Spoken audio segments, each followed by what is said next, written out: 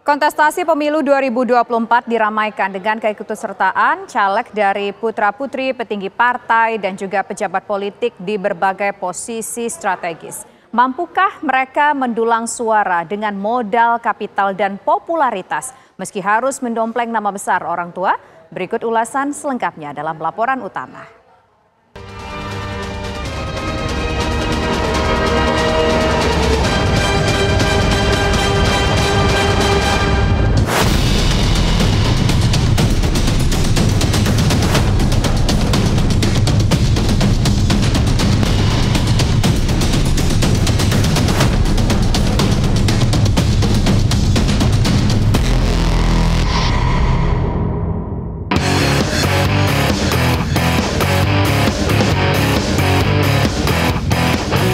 Kerasnya pertarungan memperebutkan kursi di Senayan mulai terlihat dari perolehan suara sementara calon anggota legislatif yang maju dalam pemilu tahun ini.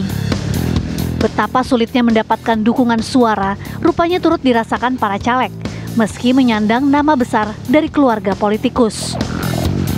Ada sejumlah caleg yang merupakan putra-putri petinggi partai, menteri, kepala daerah, hingga mantan pejabat lembaga negara yang terindikasi tidak lolos akibat perolehan suara yang rendah. Ketua Umum Partai Perindo Haritanu Sudibyo yang memboyong keluarganya maju dalam kontestasi pemilu tahun ini termasuk dalam deretan caleg yang sudah dipastikan gagal mendapat jatah kursi di DPR. Perolehan suara Partai Perindo yang tidak memenuhi ambang batas masuk parlemen membuat raihan suara Haritanu, istri, dan kelima anaknya otomatis tidak memenuhi syarat masuk ke Senayan. Pemilihan anggota legislatif itu banyak faktornya. Nggak cuma tentang popularitas juga, tapi tentang kerja keras. Yang pertama faktor yang paling tinggi itu kan parliament threshold ya, ambang batas masuk ke DPR itu 4%. Kalau si anak pejabat ini sudah keliling-keliling suaranya banyak gitu ya, tapi setelah diakumulasi suara partainya nggak sampai 4% ya juga gagal nembus. Misalnya Perindo itu kan contoh ya, itu elektabilitas partainya juga nggak tinggi itu.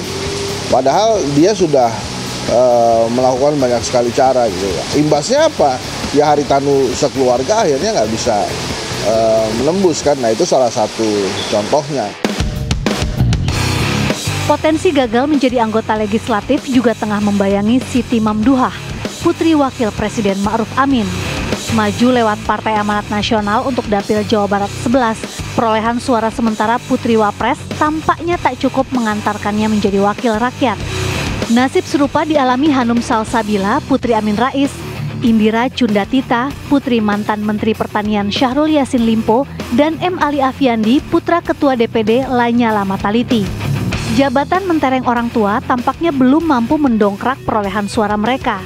Percaya diri yang berlebihan diduga membuat sang caleg tidak mau turun ke lapangan. Ada memang yang suaranya kecil banget karena dia terlalu percaya diri, nggak mau turun ke lapangan, cuma percaya nama besar bapaknya dan keluarganya.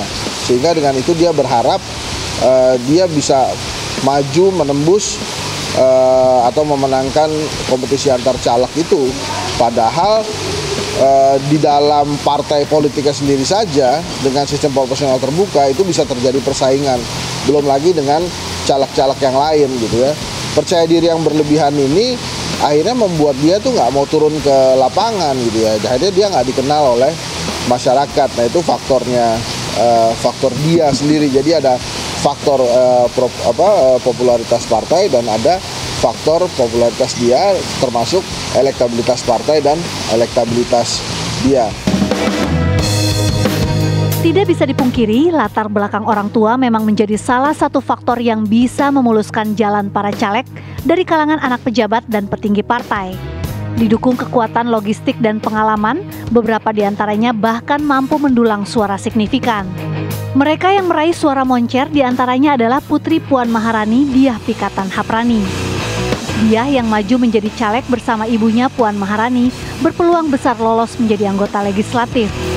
Perolehan suara besar juga didapat Putri Ketua Umum Partai Amanat Nasional Putri Zulkifli Hasan, Putra Susilo Bambang Yudhoyono Edi Baskoro, Putra Ketua Umum Partai Golkar Raffinda Airlangga, dan Putra Ketua Umum Partai Nasdem Prananda Paloh juga diprediksi melenggang dengan mulus ke Senayan. Cuma memang kekuatan anak pejabat ini rata-rata memang punya kekuatan yang lebih dari caleg biasa gitu ya. Jadi bahkan mungkin logistiknya juga lebih kuat. Mungkin mesin partainya juga bisa digunakan. Jadi banyak hal. Nah ini sih sekarang tinggal bagaimana rakyat mencatat seorang anggota legislatif yang ternyata kerjanya nggak bagus gitu ya, besoknya nggak usah dipilih lagi. Popularitas dan ketenaran tidak selamanya berbanding lurus dengan elektabilitas dalam pemilu. Memikat hati pemilih untuk dikonversi menjadi suara tidaklah semudah yang dibayangkan. Modal dikenal publik saja tidaklah cukup bagi seorang caleg bisa berhasil mengamankan kursi di parlemen. Apalagi sistem pemilu proporsional terbuka membuat raihan suara tinggi tak serta-merta jadi jaminan menang. Dalam politik hari ini semua telah berubah. Bahwa ya siapapun bisa menang, siapapun bisa unggul, siapapun bisa melenggang ke Senayan.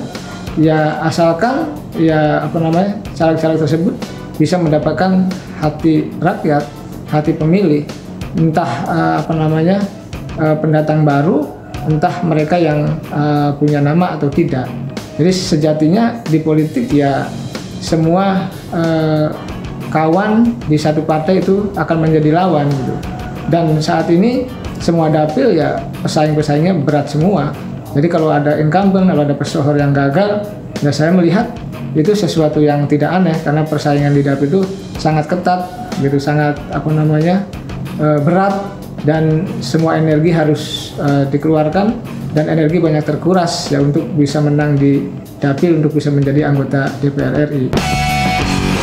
Hingga kini memang belum ada aturan yang melarang keluarga dari pejabat atau petinggi partai untuk mencalonkan diri sebagai anggota legislatif. Yang pasti, siapapun caleg yang bakal terpilih nantinya harus bisa benar-benar membuktikan kinerja yang nyata, bukan hanya mendompleng pengaruh besar nama orang tua mereka.